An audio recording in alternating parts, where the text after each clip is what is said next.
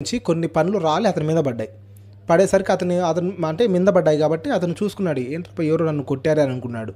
తర్వాత చూస్తే అవన్నీ రేగు పండ్లు అనమాట, కింద పడిపోయినాయి. అప్పుడు లైట్స్ కూడా తక్కువ, లాంతర్లు తీసుకెళ్లే వాళ్ళనమాట ఆ టైంలో. అవి ఆ లాంతర్లో చూస్తే రేగు పండ్లు అనమాట. ఏంది ఈ టైంలో రేగు పండ్లు పడ్డాయి, చెట్టు పైన ఏమన్నా పక్షులు అలాంటివి ఏమైనా ఉన్నాయేమో, మా ఊర్లో కాకులు ఎక్కువ ఉంటాయిలేండి, ఆ చెట్టు పైన అవి ఉన్నాయేమో అని అనుకున్నాడు. సరే అని చెప్పి చెట్టు కొంచెం దాటుకుని ముందుకు వచ్చాడు.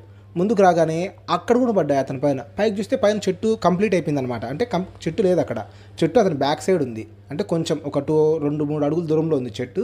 అతని మీద వచ్చి పండ్లు పడ్డాయి. అంత దూరం నుంచి ఎలా వచ్చి పడతాయి అని అనుకున్నాడు.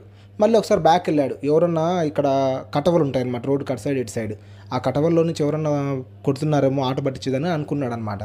అనుకుని అలా ఇలా చూశాడు, కానీ ఎవరు కనపడలేదు.